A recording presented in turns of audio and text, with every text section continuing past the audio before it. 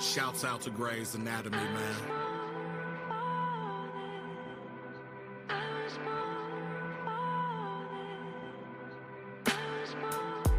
I was born for this, so when corn commits to take vengeance and furious anger against these lords of Sith, I'm bringing the rain to X-Men like Storm admits, to sue invisible with fantastic four-intent. Cause I was born for this, to take shit, whether sloppy seconds, thirsty thirds, or filthy fourths and fifths. The right suggestion, per the herbs, then we torch the pith. Cause my complexion endures the worst than any form of men. A slight detection for a curse amidst those born to sin. Through flights connected to tour the earth when bored with friends. Cause it's a stranger thing when you let the inner Demogorgon win. So it's done with the fork in it, cause ain't nan new like Morkin men. When you born for this, there's nothing earthly that can take form against the destiny the Lord invents. And now Korn's convinced that your polar length has no yield as a Nodashi without swordsmanship that's forged from shit. Cause when you come in clutch, that's when your records will shift. Cause it's sink or swimming when you see the dorsal fin. When in tournaments for ornaments, it sorta gives that if your teacher was Morpheus, then you're born for this performance, kid. But without tuition and being in a dormant 10. So when the scorn ascend, it's no big that I'm born again. Without the Latter-day Saints or whoever's Mormons can. From fate you can't hide like Donna and Eric Foreman's friend. Cause I was born for this.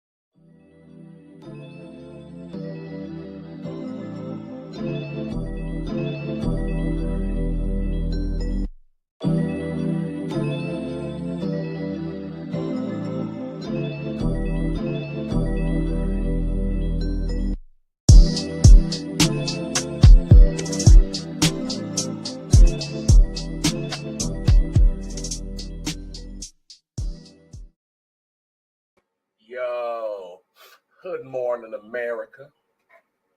I'm your host, Trash Panda Coot, and we are here on July 26, 2026. And you are waking up with the culture. That's right. Good Morning America is dedicated to news, events, innovation, technology, etc. All about the culture. You dig? Black culture, if you that ignorant. You know what I'm saying?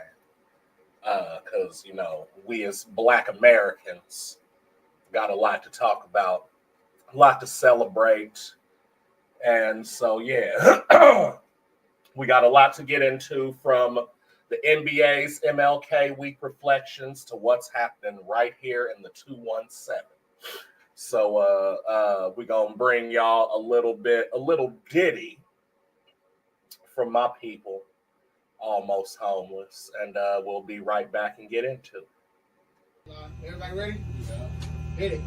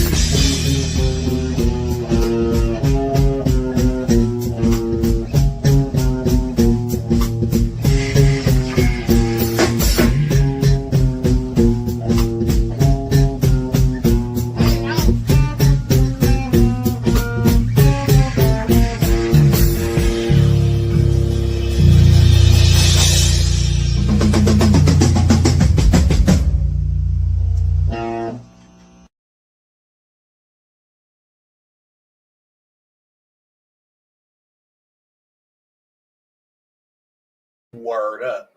That was Almost Homeless with the barbecue. Now, getting back into it, we're getting into this MLK weekend recap. And coming off the holiday, we're looking at the NBA's massive 9-game slate that was just wrapped up. But more importantly, we're seeing a new wave of activism.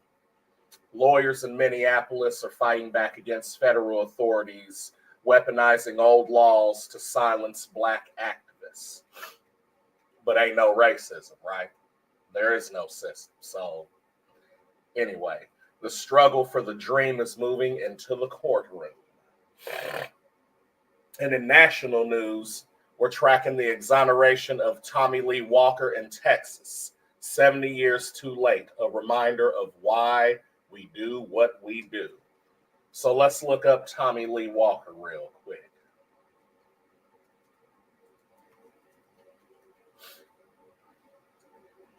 And we're going to put exoneration. A Black man who was executed in Texas 70 years ago by racial bias. Let's go to the Civil Rights and Restorative Justice Project. See what they talking about. Because if it's civil rights, they can't lie, right? The Innocence Project secured declaration of innocence in the old case. So, let's see. At Northeastern University School of Law, in partnership with the Innocence Project in New York, has successfully advocated for official recognition of one of the most infamous miscarriages of justice in Texas history. Following extensive research and advocacy by the Civil Rights and Restorative Justice Project, the Dallas County District Attorney Office has acknowledged that 19-year-old Tommy Lee Walker was wrongfully convicted and executed for the 1953 murder of Venice Lorraine Parker. I ain't gonna get too much into that. I just wanted to know, what the deal was, what was happening with that. So it looks like they're getting ready to get an exoneration for that. You know what I'm saying? That's around, that was what, 2 years before Emmett Till or something? But basically, that's what jumped off civil rights in the first place, is what they say is Emmett Till did. But this is the same thing. You know what I mean? So anyway, that's going on right now. As far as the Springfield spotlight, right here in Springfield, shout out to Alderman Deuce Gregory, Sean Gregory, man. He been pushing the vision for a Black Wall Street on the east side. Plus, the state just announced $4.3 million for the Healing Illinois grants. So if you're a local creative or organizer, get your paperwork ready. There's money on the table for narrating shifting projects on the east side, y'all.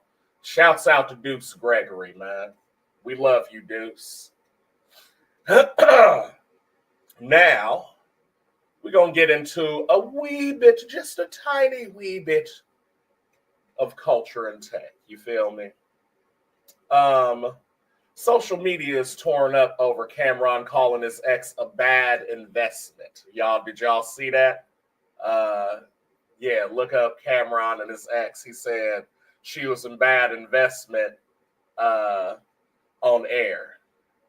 And it is it just, or is what it is energy, or did he go too far? We're also watching Delroy Lindo finally get his Oscar flowers at 73 for Sinners. Better late than never, I guess. You know what I'm saying? Shouts to Delroy Lindo, too, who played also Aaliyah's dad in Romeo Must Die. That's one of my favorite roles that he's been in. You know what I'm saying? So, yeah, if y'all want to, shout out what's your favorite Delroy Lindo. And then you can put your favorite Cameron song, too. You know what I'm saying? But shouts to them. Oscars for Sinners. It's about time. On the digital block, 79% of Black-owned businesses are now using AI tools, outpacing everyone else. If you aren't using AI to structure your data or automate your workflow, you're leaving money on the table. We're also looking at community-owned angel networks. We have to own the data and the platforms and not just the content. You know what I'm saying? So come on with it, dog. Now, we're going to go into our next segment, which is a bit of a deep dive, as you want to put it. You know what I'm saying? We're going to talk about legacy and loss. You dig?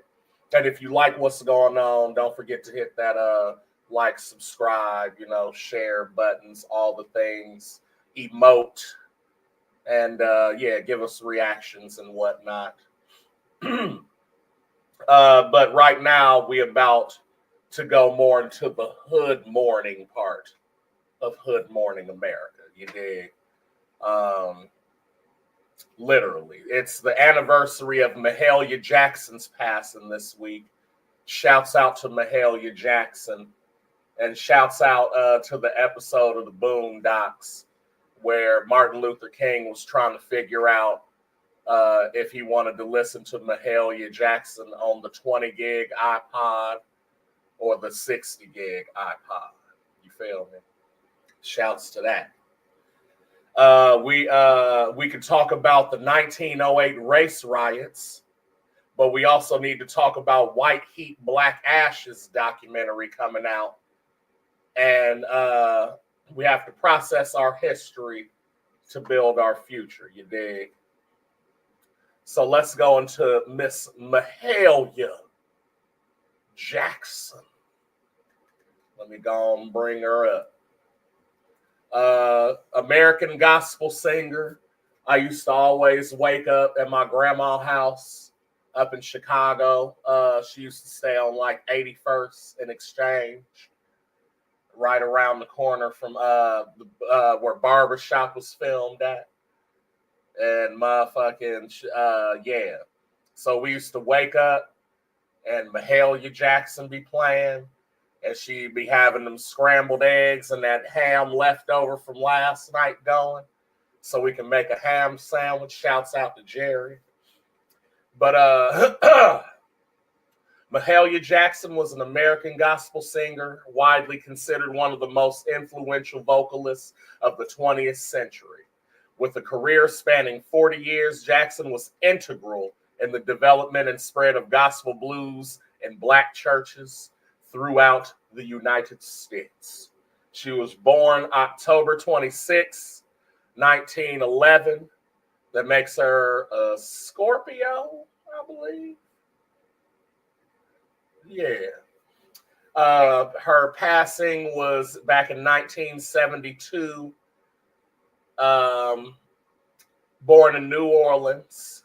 Her spouse was Sigmund Galloway from 1964 to 1967, and then Isaac Hockenhole from 1936 to 1941. Word up. Let's see here. She was even in a couple of movies. Featured some music, you know what I'm saying? Imitation of Life, Summer of Soul, Jazz on a Summer's Day, St. Louis Blues. You know what I'm saying? Wait a minute. Let's see. Some of her famous songs: How I Got Over, Come On Children, Let's Sing, Move Up a Little Higher, Part 1, Amazing Grace. Let's hear a little Mahalia, y'all. Just a wee bit. Enough to not. You feel me?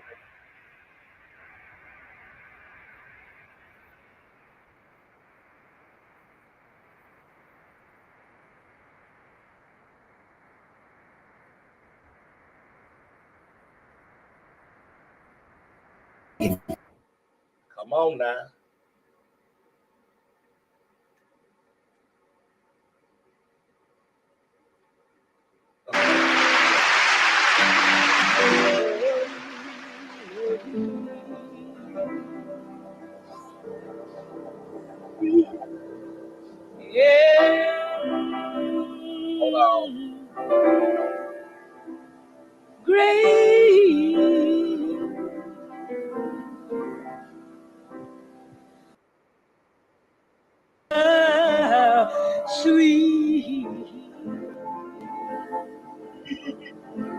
She got that old lady.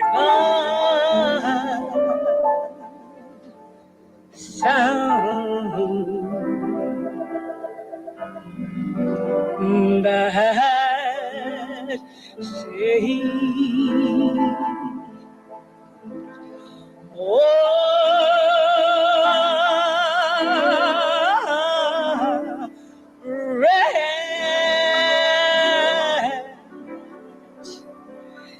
like me.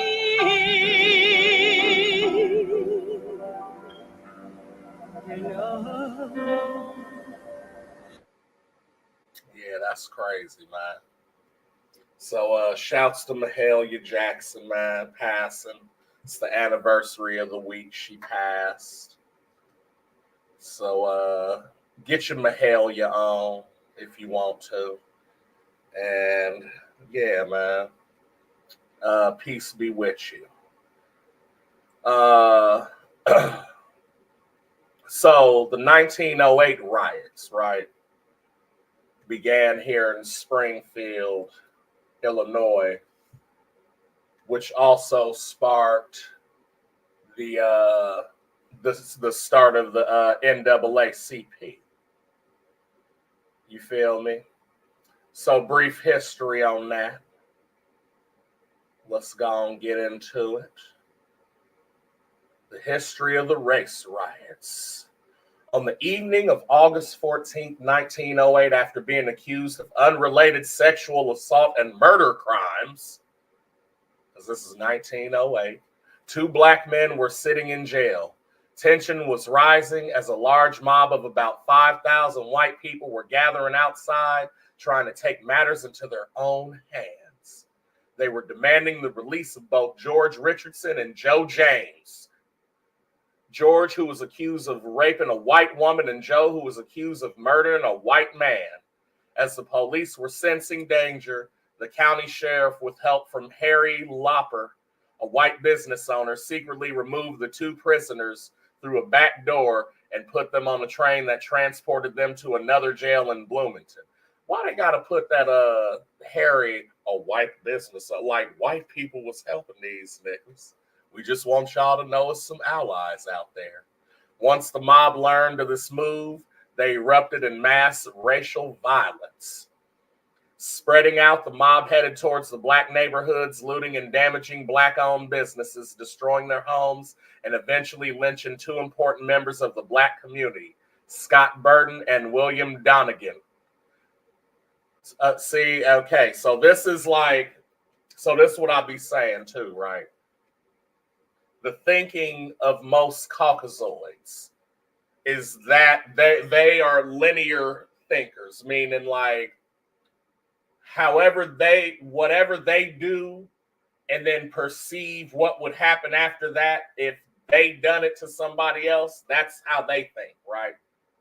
But we know that it's not linear between, at least, when it comes to like black and white in this country. You know what I mean? Because if it was linear, it wouldn't even be a question. We would be the bad guys because we would be doing exactly the things that they're saying we're doing. Not only that, but we would be united and grouped up as like on some Planet of the Apes type shit. No racism. I'm just saying. So when I see, and I say that to say this. When white people riot, it's usually out of anger because of a result that they didn't want, or didn't get that they wanted. It's on some spoiled child shit. Hey, I didn't get the fucking Switch for Christmas, so I'm gonna crash out and destroy all this shit, right? Versus a black riot. You know what I'm saying? Comes in, and this is where the non-linear comes in. On some black riot shit, we burning the shit that we built. Is how we looking at it. We built this motherfucker, but we don't own none of the shit. I don't give a fuck if it burns, because it's still a representation of the shit that's going on right now. And then don't try to be like, oh, well, if you just had your own shit, this was our own shit. We had black neighborhoods and black-owned businesses. It says it. Not to mention Rosewood, Florida, Lake Lanier, fucking Tulsa, Oklahoma. You know what I'm saying? There were places, we had a whole period called Reconstruction where we was building after slavery. And then that shit got shut down by Jim Crow. So what are we talking about? So anyway, Springfield endured racial violence for days until Illinois Governor Charles Deanan called the Illinois National Guard to bring the riots under control. The nation was shocked by the racial violence that occurred and the irony of it happening in the hometown of Abraham Lincoln. That's not ironic at all, at least from my perspective. If it could happen in Springfield, it could happen anywhere, activists believe. And just look at what's going on. So same shit, right? But with ICE. Ain't that the same shit that's happening? Ain't that the same stuff we was trying to tell y'all about before it even came on? So that's what I'm saying. As a result, many died, including both black and white residents. They have to include that. Dozens of black-owned homes and businesses were burned to the ground, causing property damage of over $150,000, a large cost in 1908.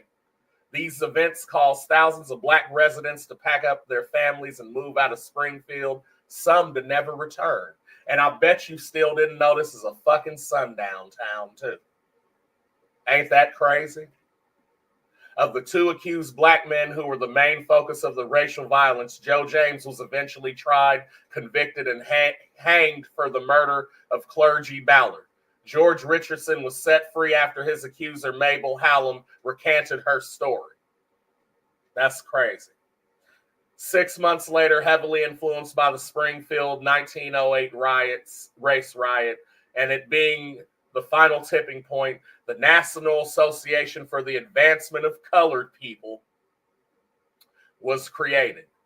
This happened on February 12th, 1909, which was the centennial anniversary of Abraham Lincoln's birthday. In 1910, the NAACP established its national office in New York City and has played a major role in history ever since. The vision of the NAACP is to ensure a society in which all individuals have equal rights without discrimination based on race. And so that came from the Visit Springfield website, that story. They have walking tours. They got the National Monument here and more information on that if you want to check that out at visitspringfieldillinois.com. Word up. So with that being said, there's a White Heat, Black Ashes documentary supposedly coming out.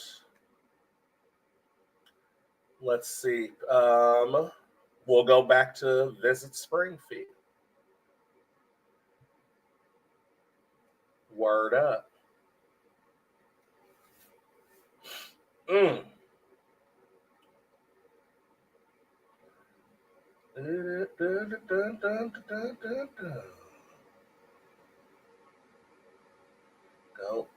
it's not loading for me. Let's try to find another one.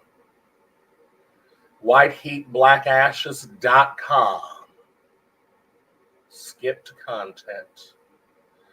It's a documentary about the 1908 race riot that made national news and led to the formation of the NAACP. I guess they're still working on the website.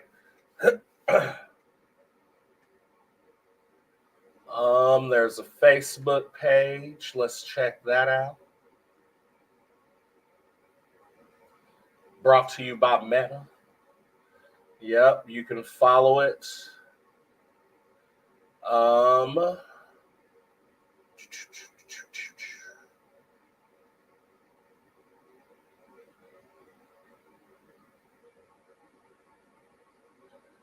So it doesn't look like they have much information about the movie itself, but it does appear to be coming soon. Their last post on the Facebook was August 14th. So yeah, there's some pictures and things talking about it. I won't go too much into it because, like I said, it doesn't seem like there's that much on it right now. But keep your eye out for that. It's a documentary about the 1908 race riots. Social comments. Reading your comments now. Tasha from the East Side says, we need more than grants. We need more ownership. I hear you, Tasha. Exactly why the Black Wall Street Initiative matters. Deuce Gregory shouts out. You feel me? We're going to take a short break. Let's holla at my ninjas at Text Cut. You feel me?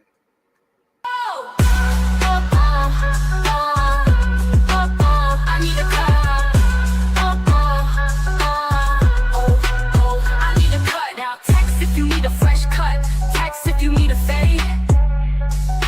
Text if you need a close cut. Text if you need a shave. Text if you need your head touched. Text if you need a braid. Text if you need your beard done. Text if you need a wave. Don't do it. Just text 217-572-20221. Text 217-572-221. 'Cause I need a cut. I need a cut. I need a cut. I need a cut. I need a cut. I need a cut. Now, we're going to get taken back to a lighter note, and we're going to get into some gaming and hustling. You know, all my black people like gaming and hustling. You know what I'm saying? So, we got an update for the Mortal Kombat fans. The Mortal Kombat 2 movie has moved up to May 8th of this year. We're going to see Carl Urban as Johnny Cage a week early. They're moving to avoid the new Star Wars movie, but I'm just ready to see Katana's storyline, is what they say, is what one homie says. Apex Legend, the winter wipeout event is ending tomorrow. If you haven't mastered the hoverboard or checked out the cryptos off the grid buffs, you're running out of time. Download Apex Legends. I believe it's on all systems, Xbox, PS5, Steam, Twitch, online. Do your thing. For the hustle side, those of you looking to start a Fiverr gig or got that late night ghost kitchen, remember, clean data is everything. If you're offering data structuring, focus on AI companies that are hungry for organized data sets right now, fam. That's actually one of the things I started doing. You know what I'm saying? It's going all right, but we definitely can improve. You feel me? Word up. So I mean, that's pretty much all we got for today. We're going to do the Black Excellence. Shout out to the local Springfield students who just received the Healing Illinois sub-grants for their storytelling projects.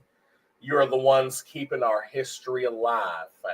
We got to know where we come from so we can know where we're going. It is imperative that we get our shit together. You feel me? That's basically the show for today. But remember, visibility is optional, but positioning is not. Get yourself in position for the win this week. However you need to do that. If you got any comments, questions, or anything, you can hit us up on Real Ninjas Network, or just leave a message here or a comment. I try to respond to everything and anything. So this has been Hood Morning America, and we will see you next week, fam. Let's get